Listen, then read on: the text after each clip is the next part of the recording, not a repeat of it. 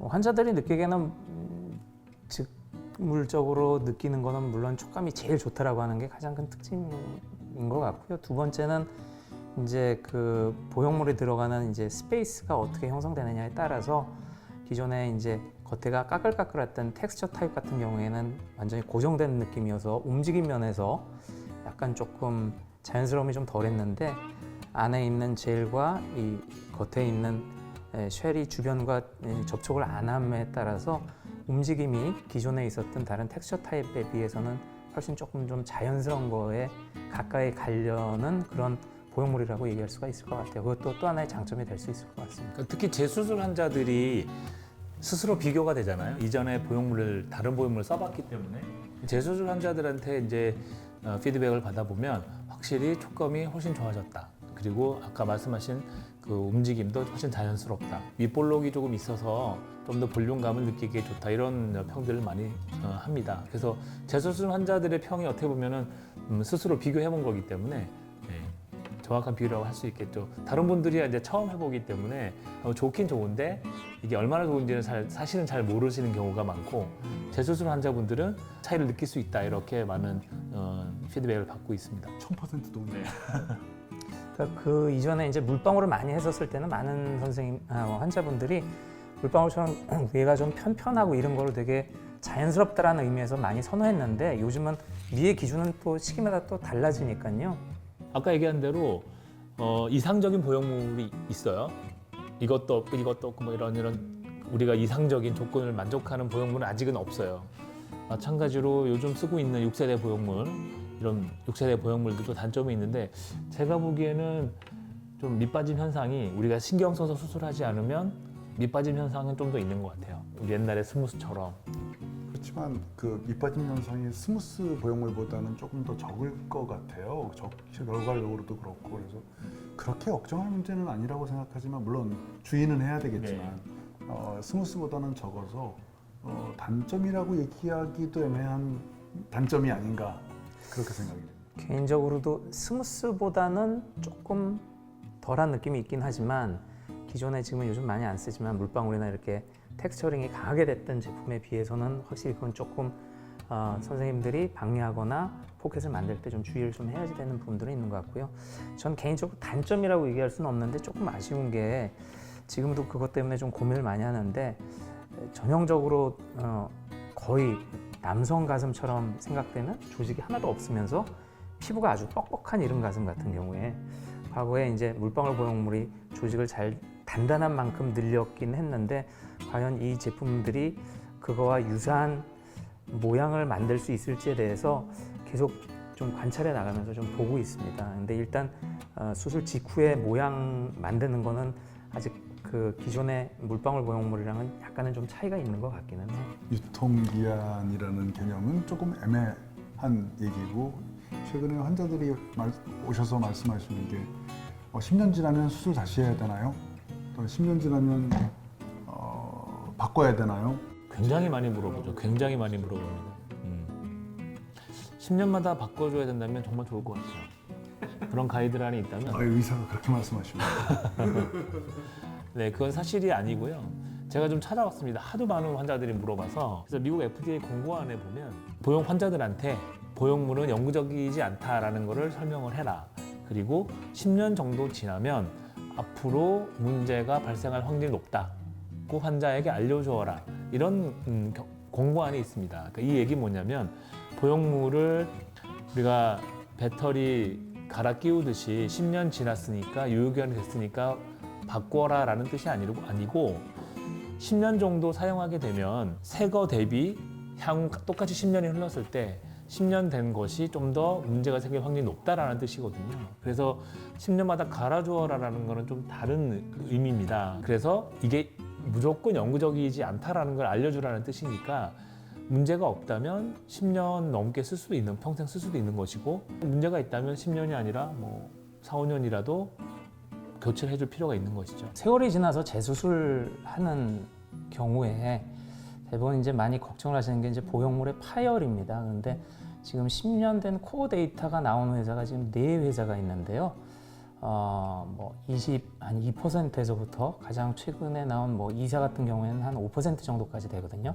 반대로 얘기하면 4분의 3에서 90% 이상의 환자분들은 그런 문제점이 없다라고도 생각할 수가 있을 것 같아요. 그러니까 10년마다 바꿔야지 된다는 걸 철칙으로 생각하지 마시고 세월이 가면 문제가 생길 가능성이 높아질 수 있으니 관심을 갖자 정도로만 생각을 하시면 될 것 같고요. 너무 불안하거나 걱정하실 필요는 없을 거라고 생각합니다.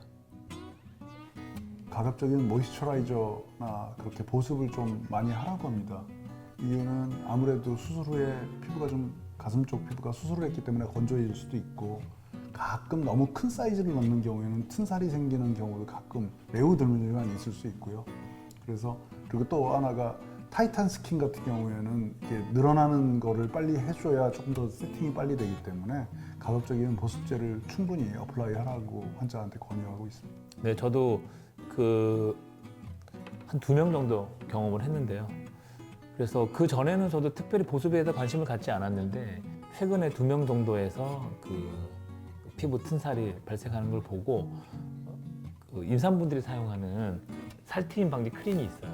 그것도 권하고 그래서 보습을 좀 많이 해주면 그런 일이 좀 적게 일어나니까 사실 임신은 우리 가슴 수술과는 그건 비교가 안 될 정도로 피부 스트레칭이 일어나는데 그럴 때도 열심히 그 보습제를 발라줬던 산모하고 또 아닌 사람하고는 차이가 좀 있는 거를 봤거든요. 그래서 요즘 환자들한테 보습 크림을 많이 권하고 있습니다. 일단 수술 후에 스킨의 텍스처 자체에도 뭐가 도움이 되지 않을까 그렇게 생각해요.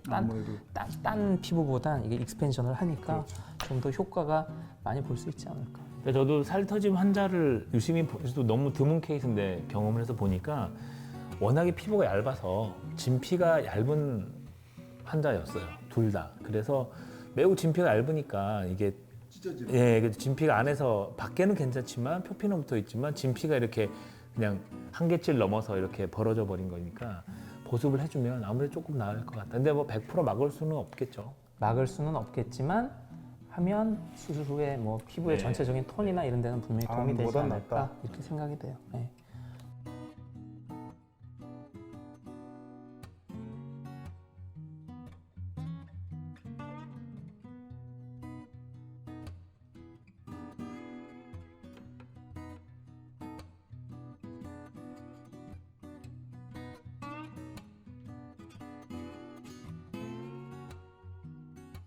5년인데 촉감이 안 좋다면 사실은 물방울 보형물 자체가 좀 단단하다고는 하지만 아무 문제가 없다면 그렇게 불평할 정도는 아니거든요. 아닌 사람도 있지만 대부분은. 그래서 5년이 지났는데 촉감이 안 좋을 정도라면 저는 그냥 단순한 보형물의 느낌보다는 한 2단계 정도라도 구형 구축이 있지 않나라는 생각이 듭니다. 그렇게 생각할 수도 있겠고요. 근데 제가 경험한 바로는 구축이 전혀 없고 그럼에도 불구하고 환자가 촉감에 대해서 굉장히 예민하게 느끼시는 경우도 많습니다. 아니면 되게 말랐고. 예전에는 물방울백이 대세를 이루고 있고 우리가 그 보형물이 조금 더 모던하다고 느낄 시절에는 그런 정도의 촉감을 우리가 받아들이는 게 적절하다라고 판단을 했었지만 지금은 조금 보형물을 바꾸는 것도 하나의 환자분께서 너무 예민하게 느끼신다면 바꾸시는 것도 해결 방법 중에 하나가 아닐까. 일단은 마사지는 안 하시는 게 좋을 것 같은데요. 이렇게 물방울 보형물처럼 까끌까끌한 보형물이 캡슐과 이렇게 붙어 있는 상황에서 마사지를 하는 경우에는 지연성 장액종이라든지 다른 부작용이 생길 수가 있기 때문에 그건 안 하시는 게 좋을 것 같고요. 그리고 지금 두 분의 의견이 좀 엇갈리셨는데 뭐가 어찌됐건 가장 중요한 거는 안전하면서 환자분이 만족을 하셔야지 되는 거예요. 그래서 환자분이 원하시는 촉감에 도달하지 않았다라고 그러면 성형외과 전문의 선생님 찾아가셔서 상담 나눠보고 거기에 따라서 결정을 하시면 될 것 같아요. 지금 이것만 가지고 재수술 하라 마라라고 얘기하기는 조금 어렵지 않을까 이런 생각이 듭니다. 네. 현 상태의 파악을 환자분들은 대개는 이제 전화 상담이나 이렇게 문자로 상담해서 내 의견을 말하면 의사가 다 이걸 진단해 줄 것 같지만 저희 입장에서는 실제로 진단해 보지 않으면 잘 모르는 경우가 더 많습니다. 그리고 저희가 드리는 답은 어떤 해결책을 제시하는 거기 때문에 환자에 대한 정확한 파악이 없이 저희가 말씀드리기 굉장히 어려운 거거든요. 그래서 제가 구축 얘기를 한 것도 환자분이 말씀하신 그거로만 판단해 볼 때라는 이제 가정이 붙는 거죠. 그래서 저희 여기 원장님 말씀하신 대로 여러 가지 가능성이 있을 수 있으니까 가슴 수술을 주로 하시는 병원을 찾아서 원장님께 직접 상담을 받아보시는 것이 가장 정확하겠습니다. 이 자리를 빌어서 이렇게 우리가 퇴근 후에 만나서 얘기를 이렇게 무겁지 않게 했지만 마지막으로 조금 무거운 얘기를 드린다면 우리 상담을 하시는 우리 환자분들께서 가급적이면 유방 수술에 대해서 전문적인 지식을 갖고 있는 성형외과 전문의 선생님들하고 상담을 해주시고 수술을 받으셨으면 조금 더 좋은 안전한 결과를 얻을 수 있다는 말씀을 꼭 드리고 싶습니다. 가슴 수술 전문으로 하는 많은 선생님들 많이 서로 교류도 많이 있고 이런저런 얘기도 많이 하는데 좀 편안한 분위기에서 많은 일반인 분들, 환자분들이 좀 관심 가질 얘기 이런 얘기를 나눌 수 있어서 되게 뜻깊다라고 생각을 하고요. 그리고 수술은 신중하게 결정을 하시되 결심을 하시면 단호하게 실행을 하셔야지 수술을 받으실 수 있습니다. 하여간에 신중한 생각과 단호한 결정을 하시기를 바랍니다. 퇴근했지만 퇴근하지 않은 것 같은 느낌.